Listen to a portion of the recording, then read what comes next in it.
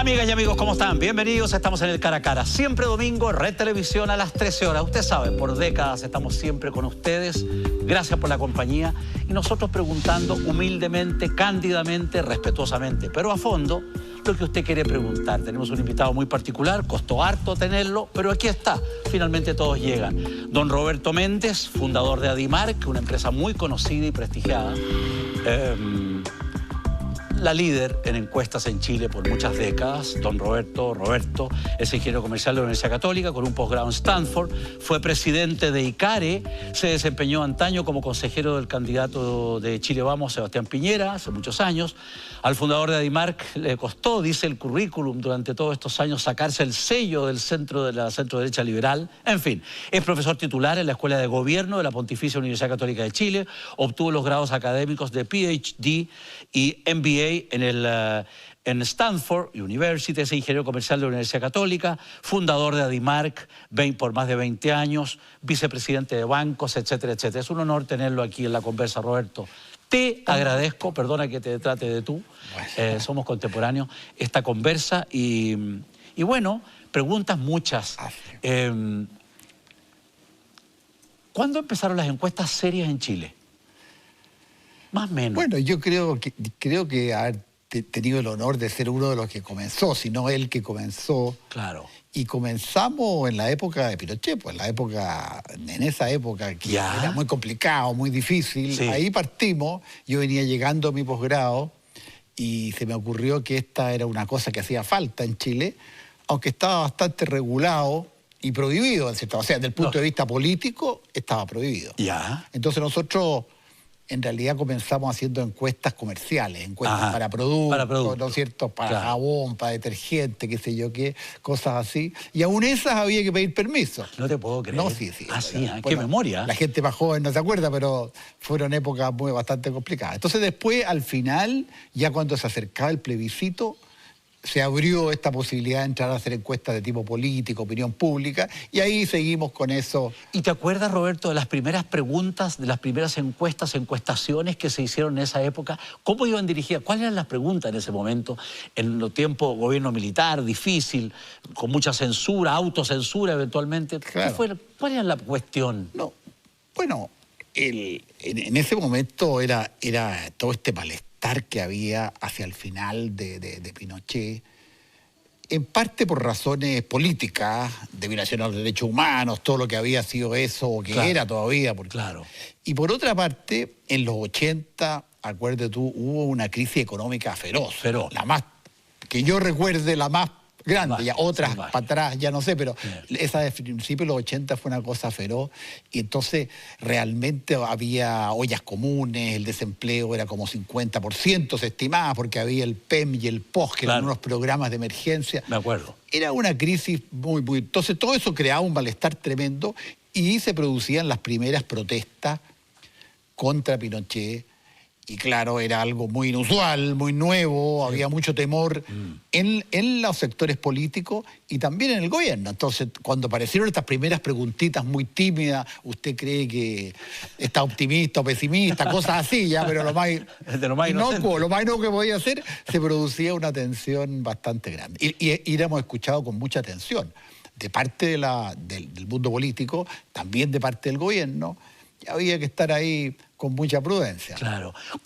¿Cómo son las encuestas bien hechas? Hay muchas empresas hoy en día, o varias, que hacen encuestas y lo comentamos en la radio y todo el mundo lo sabe, aparece en la prensa, en los medios de comunicación, en la televisión.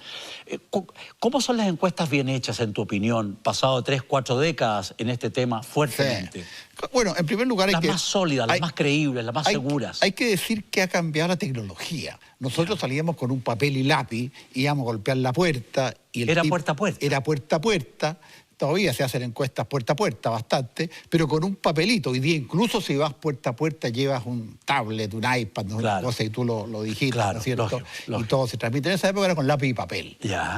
Y bueno, y yo creo que, sin ponerse técnico, en una encuesta hay dos cosas que es muy importante y la gente se fija mucho en unas pero no en otras. Uno es la muestra, que sea representativo, que a la gente que tú le preguntes representen al total de la población. Y para no perdernos, ¿cómo se elige, cómo se estudia esa muestra, cómo se prorratea esa muestra? Fundamentalmente. ¿Y cuál es el universo? El universo son los hogares de las áreas que tú cubres, porque hay áreas que son imposibles de llegar, pero las áreas urbanas, las áreas más densamente pobladas y que tienen la gran mayoría de la población, esas tú las cubres. Las 6, 7 ciudades más importantes de Chile. Claro, no más te diría yo. En general, unas 30, o incluso ciudades ya que son más pequeñas, pero igual con eso deja fuera muchos pueblos y localidades, y zonas rurales, islas. Acuérdate que el territorio chileno es tan complejo. Pero te quiero decir, la primera condición es que representen a la gente. Y segundo, que quizás lo más difícil, para mí, creo yo, después de tantos años, que la pregunta esté bien formulada, que la gente la entienda y que no tenga un sesgo de tendencia de que le esté diciendo a la gente como yo quiero que ella conteste. Ok. Y eso... Pregunta, y no pregunta con respuesta involucrada. Una respuesta involucrada, exactamente. Claro. Y eso es que te diría yo que es lo más difícil. Lo otro es una tecnología, está la estadística, hay una serie de técnicas. Lo otro es como un arte, una cuestión que tiene mucho de subjetivo, que a veces depende de las palabras que tú usas. El encuestador mismo puede ser una persona atemorizante. Si, por ejemplo, el encuestado es una persona de bajo nivel educacional, ¿no es cierto?, de un sector más marginal, y el que encuesta es una persona muy elegante, muy bien plantado, algo así como Thomas Cox, por ejemplo, llega, ¿no es cierto?, a hacer la encuesta. Eso le produce al encuestado una distancia, un cierto temor también. Pudor también. Sí, y un deseo de estar de acuerdo, de agradar, un deseo de... Roberto, los chilenos decimos la verdad cuando somos encuestados, porque siempre está el comentario que se nos pregunta una cosa y nosotros, para quedar un poco epaté con el encuestador, ¿no es cierto?, respondemos, ¿usted ve farándula? No, farándula yo no veo nunca, yo busco siempre los conciertos en la televisión. Y resulta que la farándula marca 30 puntos y los conciertos 1. ¿Cuál es la verdad? ¿Somos mentirosazos, parece, o no? Yo creo que no son mentirosos, sino que depende cómo está hecha la pregunta. Si la pregunta tiene un sesgo, ¿usted qué prefiere? ¿Farándula o cultura, por ejemplo? Es una mala pregunta. Es una mala pregunta. Es una mala pregunta. Y no es que tú vayas a decir una mentira, sino que porque te estoy diciendo, ¿usted es una persona despreciable o es una persona superior? Entonces, obviamente que la persona, tú lo empujas un poco a ese tipo de respuesta. Entonces, yo no, decir que son mentirosos los chilenos, no. No, y en general, las encuestas bien hechas lo han hecho bien y representan la realidad, y por eso la gente las sigue. Es lo que decías tú, no por nada llevamos 30 o 40 años haciendo encuestas y todavía las encuestas son influyentes, ¿no es cierto? Y son cada vez más influyentes, porque mucha gente dice, Sebastián Piñera vive con las encuestas, doña Michelle Bachelet vivía con las encuestas, y antes Sebastián Piñera con las encuestas, y antes, como que con las encuestas, entonces van para allá y van para acá, y los asesores para allá. ¿Es real eso o es mitología? Es real. Es real. Sí, es real, obvio. O sea, cuando a un presidente le llega la encuesta los lunes, la de Adimark, donde tú fuiste presidente y creador, o la del CEP, o la de Criteria, o la de CADEM, el día lunes empieza a correr en círculo en la moneda en el segundo piso cuando baja de 32 a 26. Al desayuno ya tiene los datos, y obviamente que reacciona y reta a los tipos. El tipo que le trae el café, que le trae el café, ¿me entendí? O sea, no, y se pone pesimista o se pone optimista. Si subió 3 puntos, bajó 3 puntos, ¿me entiendes? Entonces, tienen mucha influencia. Incluso te diría yo, con los años, a lo mejor demasiada influencia. Los políticos se dejan manejar un poco por los números y actúan para agradar, por así decir, a los encuestados y obtener resultados de corto plazo, que eso no siempre produce las mejores políticas públicas, las mejores decisiones, ni los mejores liderazgos.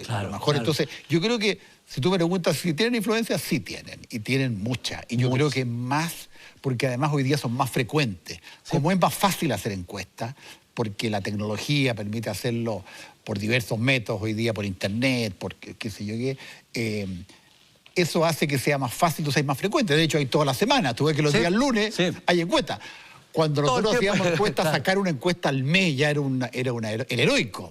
Había que trabajar todo el mes para poder salir a fin de mes con una encuesta. Hoy día salen toda la semana. Y las muestras del universo, de pronto, no sé, CADEM, CEP, Adimark, ¿no es cierto?, su trayectoria, qué sé yo, ¿no es cierto?, Criteria, en fin. Las muestras son 3.000, 7.000, 15.000, te lo pregunto con puntos suspensivos, porque uno se encuentra todo el tiempo con personas que te dicen, Tomás, yo le comenté a muchas personas que iba a conversar contigo, ¿verdad? Me dijeron, pregúntele por qué a mí nunca me han encuestado. Yo tengo 40 años, nunca me ha encuestado nadie, nunca en nada. A nadie nunca lo encuestan, es una cosa rarísima. No, si lo encuestan. No, yo sé, pero... De hecho, hay gente que se queja. ¿Porque no cuestan mucho? Claro. Ahora tenemos problemas, por ejemplo, cuando hacíamos, y se hace todavía mucha encuesta telefónica, hay gente que dice, ¿por qué me llaman? Sí, no quiero que me molesten. Es que lo han llamado los bancos de todos lados. Claro, entonces, y se quejan y al final piden que por favor no lo encuesten más. Entonces, es una cuestión de probabilidades. Lo que pasa es que una encuesta tiene, qué sé yo, 800, 1000 casos, 1500 casos. Y no más que eso, somos 18 de millones. No más que eso. No más incluso menos. La encuesta semanal que hace CADEM, por ejemplo, son 700 casos. Una encuesta más grande, menos frecuente como CEP tiene 1500. La encuesta Bicentenario, que todavía la sigo haciendo yo, pero ya en la Universidad Católica, ahora yo ya no estoy en la misma, que eso lo sí, yo sé. Esa tiene 2000. Y esa es una grande, 2000. Ahora, hay encuestas, el INE, por ejemplo, hace encuesta, qué sé yo, la CACEN, esta que es para medir la pobreza, ¿no es cierto? Sí. Esa tiene 30.000. No me acuerdo si es 30.000 o 40.000, pero una cosa así enorme, porque cubre todo el territorio, todas las zonas rurales. Entonces varía mucho, pero la frecuente, las políticas, entre 700 y 1.500. Es como tan poquito, ¿ah? Eso por un lado. Y por otro lado, me estoy acordando de lo que ocurre un poco con el rating en la televisión, que finalmente el universo es como de este tamaño. Claro. Y es igual en Estados Unidos. La proporción de equipos detrás de la tele es igual en Estados Unidos que en Chile. Uno dice, ¿pero cómo? Y es una encuesta, al fin. Creo que el People Meter es una encuesta. Claro, son unos hogares que están ahí. Lógico. Y que son representativos del total. Ahora, puede estar bien hecho o mal hecho, pero eso es. Claro, claro. Es curioso. ¿Tú piensas que los chilenos estamos más, yendo un poco a la cosa macro, a la sensación térmica? Al revés. ¿Cómo estamos los chilenos hoy día? ¿Cómo somos los chilenos hoy día a la luz de tu experiencia como encuestador, ¿no es cierto?, durante las últimas 3, 4 décadas. ¿Qué ha pasado? ¿Cómo hemos cambiado los chilenos? Bueno, en distintos aspectos, lo bueno, lo malo y lo feo. Esa es la gracia de la encuesta, oye, que aparte del efecto puntual sobre el gobierno, sobre la coyuntura, sobre el proyecto tal o cual, o sobre el candidato tal o cual, van dejando un registro de cómo somos y cómo éramos. Como ya hay historia, ¿no es cierto?, tú me puedes preguntar cómo hemos cambiado los chilenos en los últimos 30 años y yo tengo información para decirte. Claro. Si no existiera una encuesta no sabríamos, tendríamos una idea vaga por lo que pasaba, por las noticias, por unas cosas, pero cómo respondía la gente a determinadas preguntas, qué temores, qué expectativas, eso lo han permitido. Y han cambiado los temores, han cambiado las expectativas, han cambiado los sueños, han cambiado las pesadillas y las desconfianzas, Roberto. Mucho, sí. Bueno, es que la sociedad ha cambiado tanto en todo el mundo, ¿no es cierto? Hay una revolución de todo tipo, económica, la tecnología, la gente vive en forma distinta, espera. Los jóvenes son hoy día realmente muy, muy distintos a los jóvenes de generaciones anteriores. Y yo te diría que, bueno, en Chile, si uno mira así en el largo plazo y fuera de la coyuntura, somos un país que reconoce estar mucho mejor de cómo vivíamos hace 30 años. O sea, toda la gente hoy día, cerca del 70, 80%, dice que ellos viven mejor que como vivían sus padres a la misma edad. Es lo que se llama el cambio intergeneracional, ¿no es cierto? Y eso está aceptado. Bueno, Chile es un ejemplo en el mundo de cómo en una generación, digamos los últimos 30 años, realmente produjo un salto en las condiciones de vida, la gente que estaba en la pobreza, que salió de la pobreza. Se ha constituido esta clase media. Yo te diría, ¿cuál es el cambio social de Chile más determinante para el futuro? Esta clase media que apareció, que es tan grande que hoy día es la mayoría económica, porque como es mucha, ¿no es cierto? Es como la gran capa. Es la gran capa, digamos. Claro. O sea, si la televisión, si no hay clase media, se murió la televisión. Eso es el gran consumo. Lógico. Y también es el gran...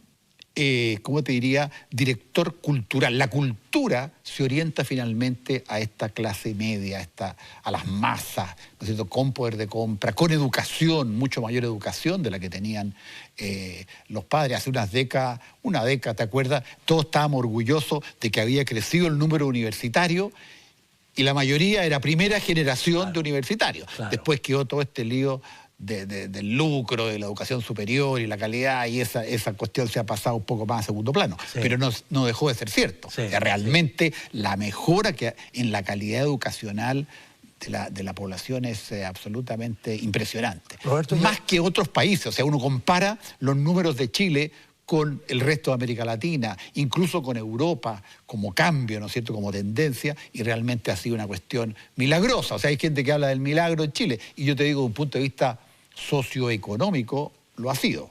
No es que no tenga puntos negros, pero realmente desde un punto de vista de calidad de vida... Ha sido un salto salvaje. Ha sido un salto espectacular. Roberto, y ahora estamos como en una suerte de meseta, planicie, o sin darnos de cuenta, y dado que la base, la partida es como más alta, cuesta más seguir hacia arriba. ¿Cómo lo aprecias tú? Claro, económicamente, si uno mira los números económicos, ya no las encuestas, obviamente que los últimos 10 años han sido más bien lentos. La economía ha crecido, no ha habido ninguna crisis. Los jóvenes no se acuerdan, pero uno piensa en las crisis de los años 80, después del año 90, la crisis incluso el 2008, sí, que no fue tan fuerte, pero fueron terribles. Igual. Entonces todo lo que ha habido más crecimiento, pero de ninguna manera el país ha retrocedido. Eso no. No ha aumentado la pobreza, no hay ningún indicador que haya retrocedido. Lo que sí no ha crecido a la misma velocidad que lo crecía antes. Y lo que pasó es que como las expectativas eran desmedidas, eran realmente eufóricas. Era un tren lanzado. Era un tren lanzado, sobre todo la gente esperaba que realmente sus condiciones iban a variar todavía mucho más rápido de lo que en realidad variaron. Lo que se ha producido ha sido una cosa muy paradójica, de que hoy día vemos una sociedad pesimista. Contra todo lo que uno esperaría después de este cambio, de esta mejoría, hoy día tú ves las encuestas. Todos los indicadores son pesimistas. Todos son pesimistas. Empresario, la gran clase media, el ciudadano de a pie. La gran clase media, los sectores bajos, para qué decir. Incluso en la última encuesta esta de actitudes de los consumidores, incluso el nivel socioeconómico alto también está pesimista. O sea, se pusieron todos pesimistas por un tema, creo yo, fundamentalmente de expectativas no cumplidas y frustración. Lo que más a la gente le amarga es la frustración. Es como los niños chicos, le da pataleta, claro, cuando creen que le vaya a dar algo y después no se los da. Claro. Es una especie de pataleta social, oye, que es difícil de justificar. Yo creo que probablemente va a pasar la historia como un momento raro, un momento paradójico, que la gente, estando bien, creía estar mal. Algo así. Claro, qué curioso, ¿eh? Sí. Es muy típico chileno eso, sentirse así, visualizar el mundo así, visualizar su propia vida de esa manera, o es característica del ser humano, esté donde esté. No, o sea, hay bastante evidencia que no es solamente chileno, o sea, que ha pasado en otros países, en otras sociedades que se han desarrollado muy rápidamente, que finalmente se tienden a producir crisis por estas clases medias que emergen y cuyas expectativas van creciendo de una manera acelerada.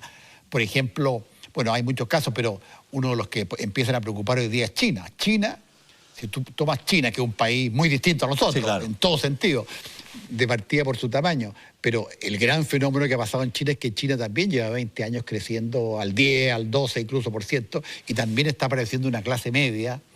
Y hay gente que piensa que los grandes conflictos mundiales van a venir cuando esa clase media china empiece a exigir cosas que a lo mejor sus autoridades o su sistema político no están dispuestos a dárselo. Entonces, claro, es un fenómeno que se ha repetido y que incluso alguna gente dice es lo que hace que estos países que crecen tanto de repente se frenen y no sigan creciendo, la trampa de los ingresos medios, le llaman, porque justamente las expectativas se hacen tal que se arma un conflicto social y líos internos que al final te detienen el crecimiento económico. Claro, estamos en riesgo. El sueño masivo es un poco crecer al 8, al 10, al 12 de por vida. De por vida. Por los próximos 500 años, digamos. Y que la calidad de vida mejore y mejore hasta el infinito. Más. Claro, claro. Si al final nunca habéis tenido auto y puedes tener auto, puedes querer tener 2 autos y después y no hay donde estacionarlo y no hay donde... Y el medio ambiente se va al diablo. O sea, pasa una serie de cosas complicadas cuando hay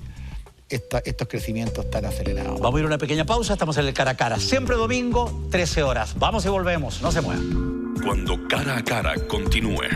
Realmente yo creo que esto de los números, las estadísticas, lo que yo trabajo, es como una colita, una parte de este derrumbe de las instituciones. Volvemos, estamos en el Cara a Cara, siempre domingo, usted lo sabe, 52 domingos al año, por décadas, estamos siempre a las 13, aquí en Red Televisión. Estamos con don Roberto Méndez, un hombre bastante conocido, un gran académico, un gran profesor, creador de Adimark, una empresa señera en el mundo de las encuestas, expresidente de Adimark dedicado a la docencia. Roberto, hablemos de dos cosas que son bien relevantes. Uno, el famoso IPC, la eventual manipulación. El fin de semana hubo entrevista a Valente, hubo opiniones, Felipe Larraín, Hacienda, presidente, y el señor Patillo, en relación al IPC y la eventual manipulación. Y lo otro, el censo pasado, que quedó la crema. Era el mejor censo de la historia y se convirtió en un gasto espantoso. Y finalmente todavía no sabemos cuántos somos. No, ahora hay... Bueno, ahora sí. Algo como 18 millones. Más los inmigrantes, que son 1,2 millones, ¿no? Incluido los inmigrantes. Incluido los inmigrantes. Sí. Incluido. Bueno, el año pasado éramos como 18 millones, pero probablemente ahora ha crecido porque han seguido llegando inmigrantes y claro, hay alguna confusión. Porque la familia chilena decrece. Claro, el número de niños, claro, va decreciendo. 1, 2, 0,9, va por ahí. No, 1,7. 1,7, que es muy bajo. O sea, es bajísimo. Claro. Y la tendencia también es...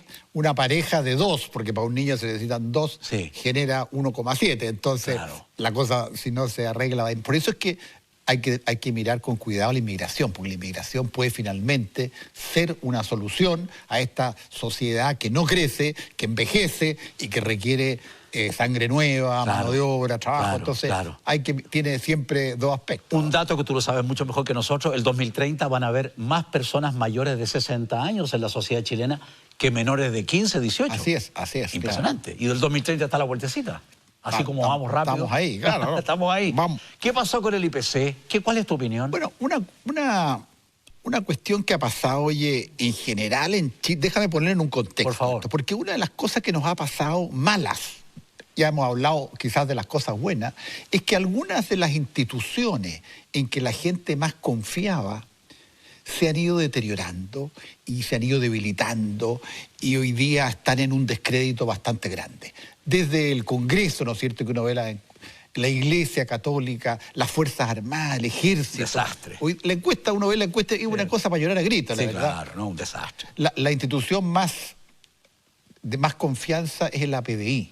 Que una cosa quizás un poco divertida. Claro. Hace años atrás era una cosa que estaba en la mitad o de la mitad para abajo de la cosa. Hoy día es la institución más confiable, la PDI, por encima de todo, la Iglesia hasta el final, los diputados, los senadores. No, el Congreso está en un subterráneo. Los gremios, los gremios empresariales, los sindicatos, todo está.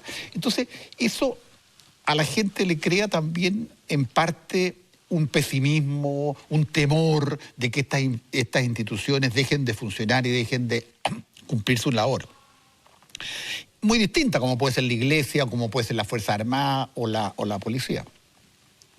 Y dentro de esas instituciones que se han debilitado está la credibilidad de las estadísticas públicas. Porque hace años atrás, ¿tú te acuerdas? El IPC era el IPC. Sí, claro. Los habitantes eran los habitantes. Sagrado. La tasa de desempleo era la tasa de desempleo. Y uno podía pensar si era bueno o era malo, pero nadie ponía en duda los números. Claro. Ahora nos ha pasado de que en los últimos años, con estos eventos que tú dices, hoy día la gente tiene dudas con respecto a estos números. En realidad, dudas con respecto a todo. Duda con respecto a todo, pero por eso te digo, pero esto es como otra institución, no es una cosa aislada. Claro. Tampoco le creo al INE o tampoco le creo a estos números. Sale el ministro a decir que el desempleo es 7%, y yo digo, ¿será 7%? Claro. O la cantidad de personas que están ingresando al país, cosas. Entonces, bueno, y eso se debe en parte a una cosa muy desgraciada que ha pasado con estos indicadores, porque está lo del censo, el censo de 2012, que fue una cosa muy dramática. ¿Por qué falló ese censo, en esencia? ¿Qué pasó ahí? Yo creo que hubo una improvisación, se cambió la metodología a último minuto te digo, en los últimos 6 meses. Y eso es fatal. Eso es fatal, porque el censo, como se hizo el del 2017, acabamos de tener un censo, yo fui censador, censista se dice, y también estuve asesorando ahí al INE en ese censo, que resultó bien, ojo, porque el del 12 resultó mal, pero el del 17 resultó bien. Sí, está bien. Ya se publicaron los datos, tú puedes entrar hoy día al sitio web del INE y ahí está 17 millones de encuestas, una para cada chileno, con todos los datos y muy bien hecho. Bueno, entonces en el 2012 el censo se hace en un solo día, tú te acuerdas, ahora en abril del 2017, un solo día, todo el mundo se queda en su casa, se cubre casi todo el país y en los días siguientes se cubre donde no llegaste, pero básicamente en un día. Y en el 2012, el director del INE de la época, junto con las autoridades de la época, decidieron cambiar la metodología y hacerlo en 6 meses, que es un censo de otro tipo, que se hace en algunas partes del mundo, pero requiere otra tecnología, otra manera de ir cubriendo por área a lo largo de 6 meses todo el territorio. Con encuestadores profesionales pagados en vez de voluntarios, como es fundamentalmente este censo. Voluntarios preparados. Voluntarios entrenados y preparados, sí. Okay. Sí. Así se hizo ahora. Okay. 500.000 censistas participaron voluntariamente en una cuestión que fue casi como una fiesta cívica. Realmente la gente reaccionó muy bien, la gente abría su puerta, en todos los sectores, en todo el territorio del país. Fue una bonita experiencia. Bueno, entonces el 2012 falló, pero el año antes había fallado la CACEN, acuérdate. Me acuerdo. La pobreza, se armó una polémica feroz entre el gobierno de la época con ¿cómo se llama esto? De las Naciones Unidas, que era el asesor. Se armó una cosa. Y finalmente también se quedó cuestionado. Y ahora estuvo este problema terrible, sin solución del IPC.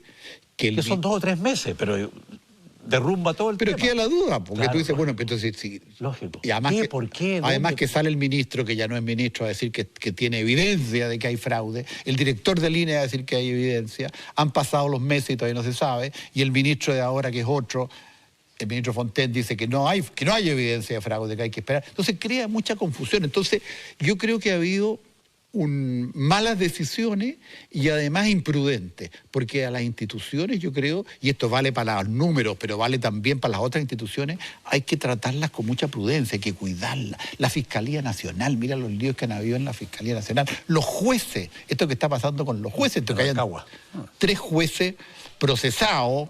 Y el suicidio de uno de ellos. Muy dramático, terrible caso, pero al final hay eso daña no solamente a los jueces de Rancagua, daña a todo el sistema judicial chileno. Y la gente, imagínate tú, si ya deja de creer en la justicia, bueno, se empieza a acabar el país. Entonces, realmente yo creo que esto de los números, de las estadísticas, lo que yo trabajo, es como una colita, una parte de este derrumbe de las instituciones. Y lo que yo veo de esta parte, muy malas decisiones, mucha imprudencia en algunas autoridades. Yo creo que este cuento del INE, yo todavía espero una explicación del director del INE cuando termine la investigación, por lo menos por qué hizo una declaración tan alarmante. Porque tú dices, yo tengo evidencia que hay fraude. Bueno, tú dices, chuta, entonces, si la IPC está mal calculado, la UEF está mal calculada y los reajustes de los sueldos, de los arriendos, de todo está mal, entonces, ¿en qué creo? ¿En qué estamos? Claro, y yo me estoy acordando hace unas semanas, meses atrás, cuando la Contraloría dijo que el municipio de, no sé, La Florida tenía una deuda de este tamaño, el municipio de Viña del Mar tenía una deuda de este tamaño, y después aparece alguien diciendo, no, es que la medición, la matriz con que se hizo este análisis es distinta a esta. Ahí quedamos sencillamente de espalda, porque ya uno dice, la Contraloría no se puede equivocar, y si hay un cambio tiene que ser para todos igual. Claro. Entonces ahí digo yo, mira, fíjate que con todo lo que nos han criticado los encuestadores ahí estamos. Hoy las encuestas influyen, las cubren los medios, tienen efecto en los actores políticos, tienen efecto en la opinión pública, y de alguna manera se mantienen como una cosa que yo no digo que sea el santo Torano, ¿cierto? Pero tienen un nivel de confianza. Sí. Yo lo veo yo mismo, me invitan a hacer conferencias, presentaciones, las empresas, los gremios empresariales, los gremios de trabajadores, en fin, porque creen que en los números hay algo de verdad. Y eso hoy día es un tema escaso. Sí. Es un tema escaso. Y de pronto uno lee, comenta en la radio, por ejemplo, que Gallup dice que Trump, con toda su imaginería y todas sus cosas, y sus Twitter y todo lo demás, tiene un 45% de apoyo en Estados Unidos. Y dice, pero ¿cómo que increíble este hombre? 46% fue la última encuesta de Trump. Claro, llega a ser cómico. Tiene más que Piñera. Tiene más que Piñera. Y Piñera tiene 30. Que dispara, que no va ni siquiera a la Casa Blanca, sino que va puro Twitter comiendo hamburguesa, dispara para un lado, se arrepiente, se para, baja. Echa a los ministros por Twitter.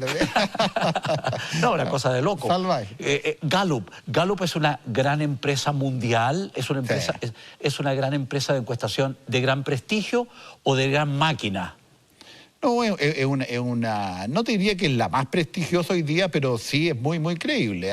Pero hay muchas otras. Porque la gracia de la encuesta es que como hay muchas, se controlan unas a otras. Claro. Porque si y se comparan. Se comparan, porque si Gallup dice que Trump tiene 46 y después sale Pew Research, hoy día la que está como más trending así es Pew Research. Claro. Pew Research dice el número muy parecido, entonces, y hay muchas otras.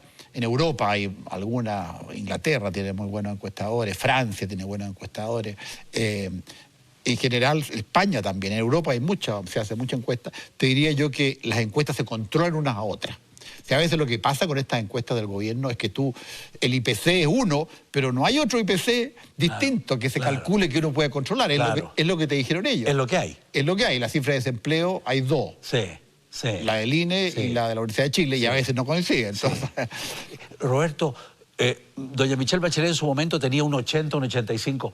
Fue cabal, y esa conferencia de prensa en La Moneda y ese destape de verano dramático, terrible para ellos, para su sector, lo que hizo que fuera un derrumbe y una caída libre absoluta, o también tiene que ver con las expectativas, con este tren que se supone iba lanzado y que se empezó a frenar, porque el mundo es real y no imaginario. Sí. Bueno, son esos los capítulos que frenan, en el caso de Sebastián Piñera, el tema de la educación, el Instituto Nacional, China, Estados Unidos, en vez de crecer al 4 o al 3,9, crecer al 2 y tanto. ¿Es eso? ¿Ahí está el frenaje? ¿Esa es la caída?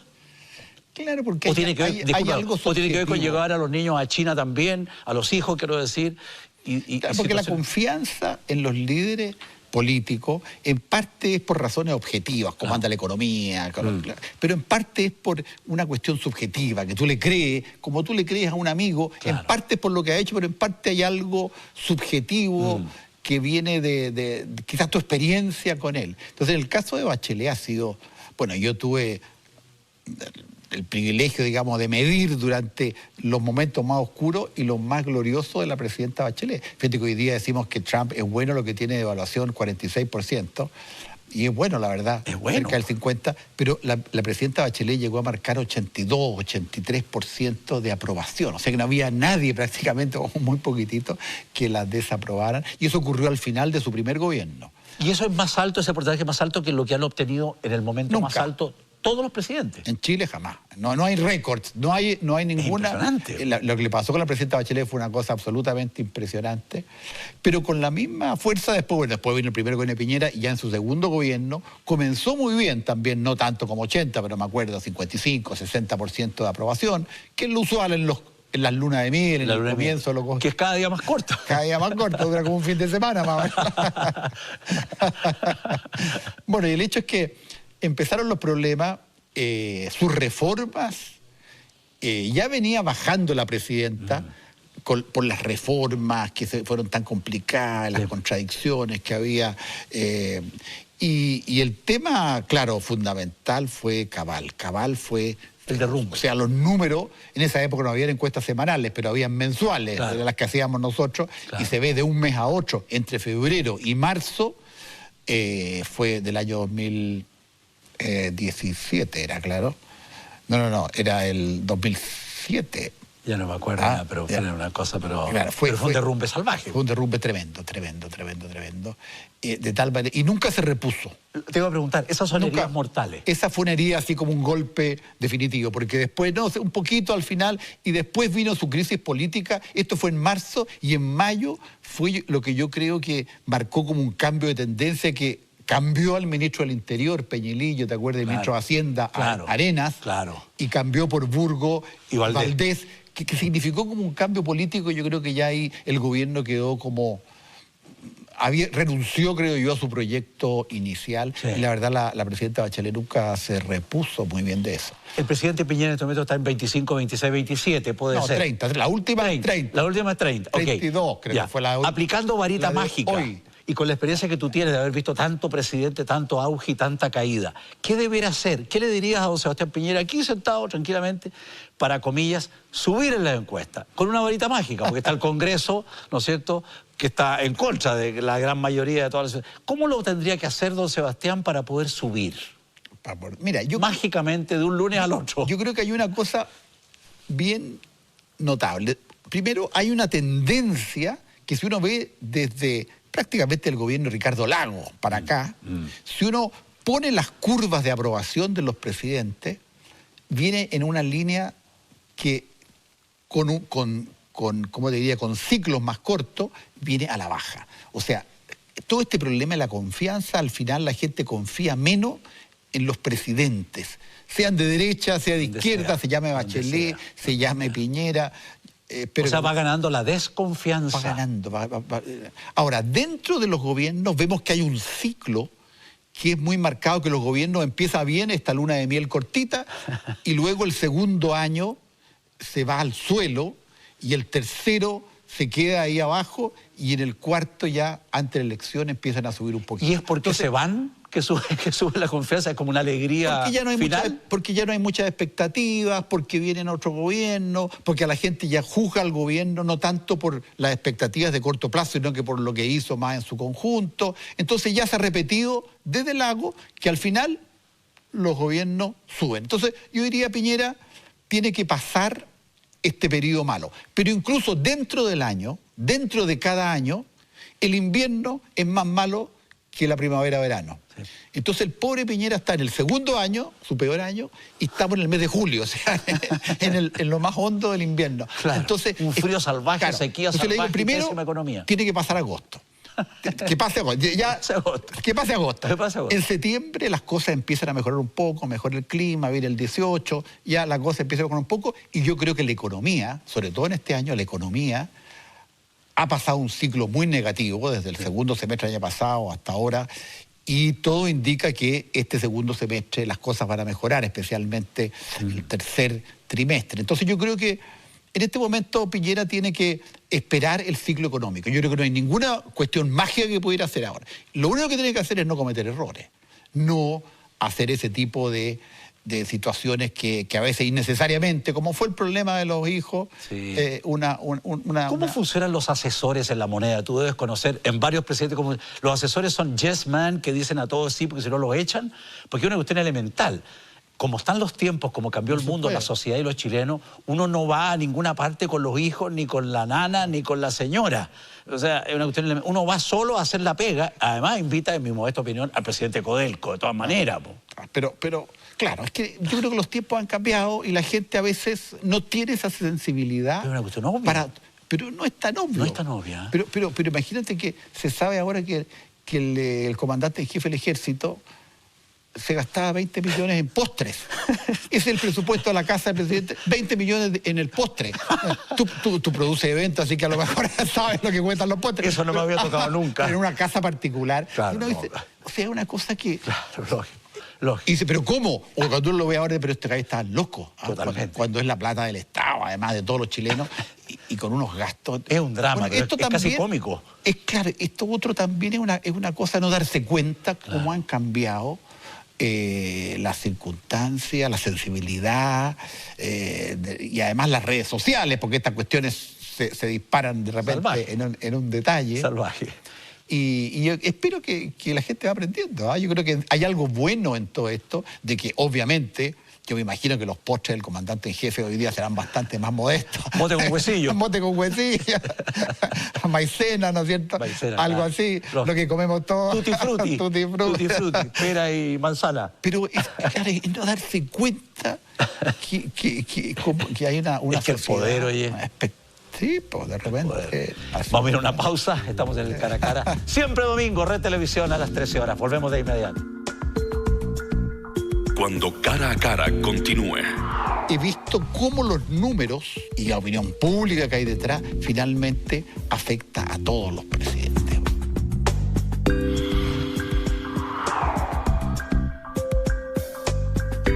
Volvemos, estamos en el cara a cara, siempre domingo, Red Televisión, 13 horas, los últimos minutos, 16, 20 minutos en esta conversación con don Roberto Méndez, por todos conocido. Roberto, los chilenos además somos tan exitistas. ¿Tuviste lo que ocurrió hace algunos días con la selección? Primero, la selección no va a pasar nada con la selección. Después de 2 o 3 partidos vamos a ser campeones. Claro. Después de la salida de Arias, que salió, no sé, a tomar té y volvió como media hora después, un desastre todo, amenaza de muerte a la señora, a los hijos, a los nietos de no sé quién. Una cosa de loco. Somos así, puro péndulo. Sí, una sociedad muy castigadora. Muy castigadora. Muy dura, muy hipersensible.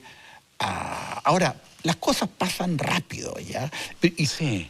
Claro, pasan rápido y a lo mejor 15 días más, oye, la selección va a hacer algo, no sé, bueno, ahora ya no sé lo que viene. Pero el próximo año Copa América de nuevo, así que nuevamente vamos a levantar este Capaz partido. que ahí sí el partido le va un poquito mejor. Hay que buscar arquero en todos lados. Pero esta sensibilidad, oye, afecta a todos los ciudadanos y de una manera saludable. Hay una anécdota que tú te debes acordar, este verano lo que pasó en el lago Ranco, ¿te acuerdas? Cuando, sí, no, inolvidable. Un señor que conocemos, que yo le tengo cariño además, bueno, hace esta cosa que le dice a estas personas que tienen que retirarse. Bueno, y fue masacrado por las redes sociales, por los diarios, hecho bolsa, una cuestión absolutamente... ¿Qué piensas tú de lo que ahí ocurrió, Roberto? Desde el punto de vista de encuestador, de opinión pública, de sensibilidad.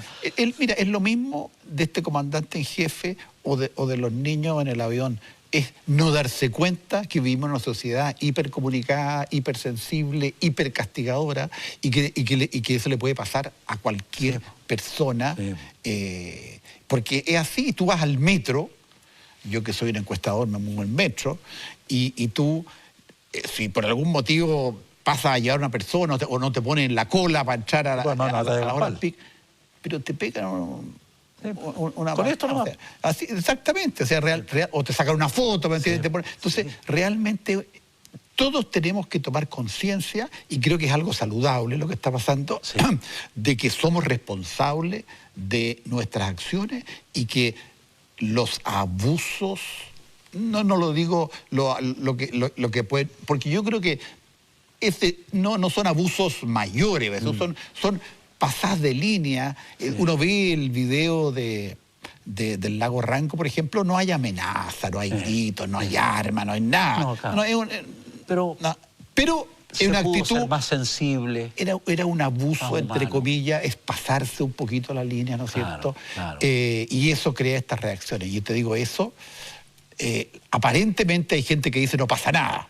Hay un colega mío, un profesor de la Católica, que dice eso al final, mucho ruido en redes sociales, pero la élite sigue con los mismos privilegios. Yo no estoy de acuerdo con eso. Yo creo que la gente cambia, yo creo que... ¿Tú piensas que hay cambios? Sí, yo creo que hay. Yo creo que, a ver, estoy seguro que tú estuvieras en tu casa en la playa o en un lago, no vas a ir a decirle a una señora que está sentada ahí que se vaya. No, ya aprendiste. Que se quede, está en su casa, deje limpiecito. Y así como el comandante en jefe cambió su postre, ¿no es cierto? Y los niños no se van a subir a los aviones del presidente. La sociedad cambia y eso es bueno. Eso es bueno, hay un aprendizaje ahí, todos somos más conscientes de los derechos de los otros y de la sensibilidad presente hoy día en la sociedad. Sí. Yo creo que hay un progreso en eso. Alguna gente cree que no, pero yo creo que sí lo hay. Y hay un progreso sostenido. Y probablemente va a haber muchas víctimas pequeñas, como fue los hijos del presidente, que fueron al final dañados por una cuestión, ¿no es cierto? O este mismo señor, o estos jueces, por ejemplo, el juez, es una cosa, lo que le pasó a los jueces de Rancagua, uno se suicidó. Imagínate, al final, claro, han cruzado una línea, pero se convierten en víctimas de su propia imprudencia, ¿no es cierto? Y el presidente le costó mucho eso también. Claro.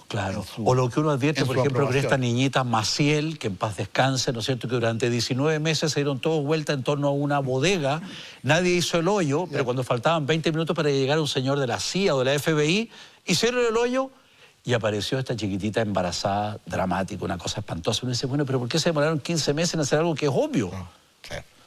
Misterio sin resolver. Bueno, por eso yo creo que la transparencia, oye, los medios de comunicación tienen que hacer lo suyo. Y lo están haciendo. Lo están haciendo, yo creo que lo están haciendo. Sí.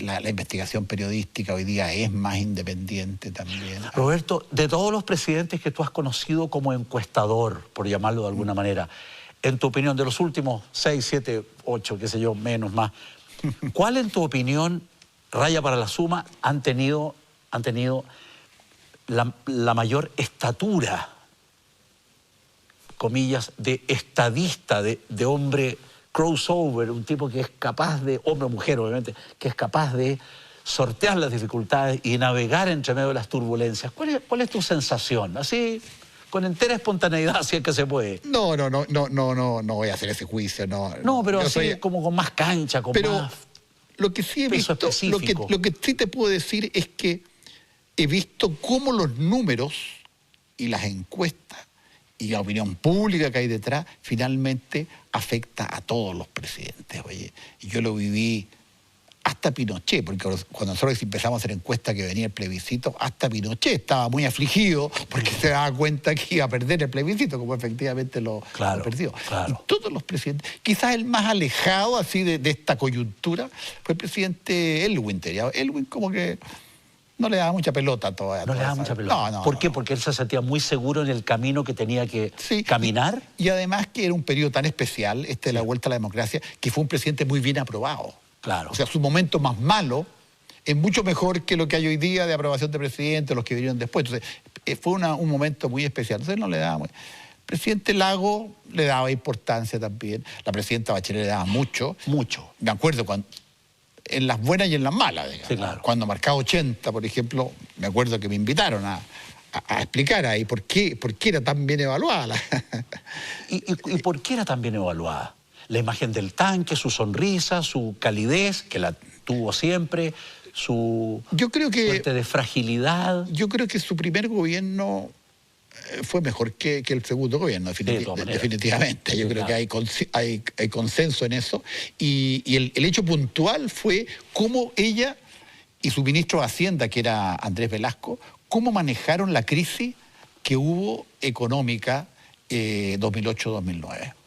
Esa crisis fue muy atemorizante para la gente, se olvidaban, pues ya han pasado 10 años, sí. pero el gobierno, hubo gastos, hubo bonos, hubo una serie de reacciones que hicieron que el miedo pasara muy rápidamente y eso apareció ella como la mamá salvadora. Claro, entonces, la mamá que había llegado a tiempo y había socorrido, y eso produjo eso que la llevó a esa cosa inédita, absolutamente inédita, incluso en el mundo, porque yo no conozco... A ese nivel. No conozco presidentes democráticos así que tengan esos niveles de aprobación. O a lo mejor ya nunca más se va a producir, te digo yo, así como van las cosas. Más bien la tendencia más bien a la negativa. Sí, hace algunas horas unos días comentábamos que Bolsonaro, recién elegido, comillas, fue al estadio Maracaná cuando Brasil ganó, ¿no es cierto?, la Copa América hace algunas horas, y la pifiadera fue impresionante. Fue impresionante. Uno podría decir, no, Bolsonaro salva hoy día. No, lo hicieron zumbar. No, lo hicieron zumbar. No hay vuelta. Por eso digo, toda esta distancia con el poder, oye, es un fenómeno chileno, pero se está dando en Perú, son los tremendos, con los presidentes, oye, y con los... Están todos presos y están todos presos, además. Incluido la señora. Y la señora. ¿Cómo somos los chilenos, Roberto? ¿Cómo viene un hombre y dice, señor Méndez, descríbanos los chilenos sus fortalezas y debilidades? ¿Cómo somos los chilenos hoy en día? 2019, invierno sin lluvia. ¿Cómo somos los chilenos? Yo creo que somos un tremendo país, fíjate. Esa caricatura de los chilenos como que son mentirosos, flojos, sacadores de vuelta, yo creo que nada de eso tiene fundamento. O sea, el crecimiento económico que ha habido en los últimos 30 años no hubiera sido posible sin una población que trabajó y trabajó mucho, que se esforzó mucho, que jóvenes que estudiaron, gente que se endeudó y que pagó sus deudas. Fíjate que en todo este pesimismo uno mira, porque a veces no hay que mirar los números, hay que mirar otros números. Y un número que uno mira es cuánta gente está atrasada en sus deudas con los bancos. Poquísimo. Está en mínimos. Es cumplidor el chileno. Es cumplidor. Pero mira los bancos, la cifra de los bancos. La gente cumple con mucho sacrificio, con mucho esfuerzo, pero cumple sus compromisos. Entonces, decir así que no, que los chilenos no sirven para nada, que somos país... Mira, no. Yo creo que los números nos muestran esfuerzo, progreso, expectativa, lo que invierten en educación para que los hijos todavía... Es una cuestión muy emocionante ver cómo en Chile los niveles medios, los niveles bajos se esfuerzan. Incluso toda esta disputa que había, por qué la gente más pobre insistía en pagar una educación particular subvencionada mejor cuando podía el niño ir a la escuela pública, no pagar nada, porque valía la pena hacer el esfuerzo para que el niño pudiera ir. Ha sido muy cuestionado, pero eso es así. Entonces yo te diría, yo tengo la mejor opinión, sobre todo cuando analicemos este periodo de los últimos 30 años que nos ha tocado vivir a nosotros, ¿no es cierto? Es un pueblo fantástico, ¿no? Y ahora estamos pasando por un momento, como dices tú, en que estamos así deprimidos. Roberto, en parte por el fútbol. Si tú fueras alcalde de Santiago o ministro de Educación, que Dios te libre. Uy. ¿Qué harías con el Instituto Nacional, ¿no es cierto?, donde hay 4.300 alumnos y 100 delincuentes? Asumo la responsabilidad, delincuente y encapuchado. ¿Qué harías para poder seguir con un enclave de la educación chilena, republicana, con un tremendo prestigio? ¿Qué harías? Bueno, en primer lugar te digo lo que no haría. Lo que no haría sería... No cerraría el Instituto Nacional. Yo creo que sería una imprudencia horrorosa. Claro, esa fue una pésima reflexión un de la... faro del crecimiento republicano, de la movilidad, ¿Pero Ahora, qué harías? Yo creo que hay que salvarlo. Yo creo que efectivamente está amenazado y hay que salvarlo. Y hay que salvarlo de los delincuentes o de los grupos extremos que lo están destruyendo. Yo creo que es muy dramático lo que está pasando, que el alcalde de Alessandria haya llegado a decir eso, probablemente fue en su desesperación de que ya no podía hacer nada. Y no es la derecha, porque la exalcaldesa Carolina Toá lo dijo muy honestamente. Yo fui alcaldesa y me pasó lo mismo. Sí, claro. Era tan difícil o peor en ese momento. Entonces, es una cuestión que yo creo que es un grupo... Algo así como tomar presos a los encapuchados y que los 4.000 alumnos estudien. No, yo creo que hay que, claro, aislarlos de alguna manera y hacer funcionar una institución que es tan importante para nuestro país, que al revés, deberían haber, ojalá, como siempre, 100 o 200 institutos nacionales en todo el país. Sí. Entonces, yo creo que es muy responsable lo que ese grupo de personas están haciendo, y yo veo que este grupo de alumnos extremistas, apoyado por un pequeño grupo también de los padres, en la misma línea. Pero yo, francamente, no entiendo qué es lo que piden, porque al final tú ves que estos encapuchados hacen sus actos, pero no hay un apetitorio preciso. Claro. Es destruir por destruir, una cuestión media. Y en la Araucanía, Roberto, ¿qué harías tú como ministro del Interior? Pues no, hay que solucionar todos los problemas. Es que esa es la esperanza, te da Roberto Méndez aquí en el cara a cara. ¿Qué harías en la Araucanía? Yo creo, fíjate, que no hay otra...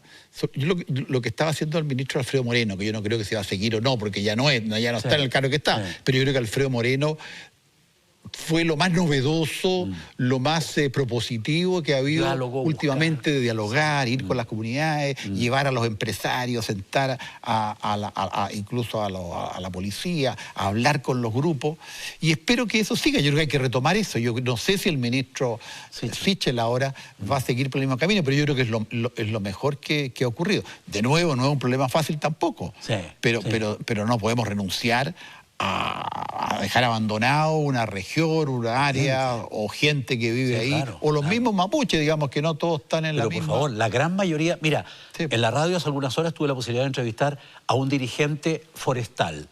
Y me dijo, Tomás, nosotros trabajamos con los mapuches en armonía absoluta. Nosotros trabajamos con empresas en que están mapuches y chilenos, Huinca, trabajando en absoluta normalidad. Tenemos 200 atentados. Y hemos ido a decirle al ministro del Interior... No hemos podido hablar con el presidente, nos decía este dirigente, para decirle, ¿ustedes saben quiénes son los delincuentes y dónde están? Y me han respondido, sí sabemos quiénes son, dónde están, quién los financia y qué armas tienen. Textual. Entonces, ¿qué? La respuesta no se oye. ¿Sí? Porque son 300 tipos. Mira, en el mundo hay muchos casos así, claro, y hay que solucionarlo por las vías democráticas, porque si no lo solucionas por esas vías, al final, claro, la opinión pública se va a cosas extremas, populismo, ¿no es cierto? Claro. O extremismo, a como en Italia, que hay un presidente hoy día que el problema de los inmigrantes lo soluciona echándolo al agua, digamos, o sea, yendo y tirándolo literalmente, no dejándolo entrar y echándolo al agua. Entonces, obviamente que ese tipo de soluciones son inhumanas, primitivas. Obvio. Y si no solucionamos el problema del Instituto Nacional, no solucionamos el problema de la Araucanía, en el mundo democrático, con las ideas democráticas, con los sistemas de la democracia, yo creo que corre un riesgo la democracia, finalmente, porque van a venir otros con alternativas extremistas, ¿no es cierto?, populistas. Y va a ser harto peor. Y va a ser mucho peor. Ahora, hay que aplicar las leyes, hay que tener pantalones y aplicar las leyes que están. En las leyes están y hay que aplicarlas. Hay que aplicarlas.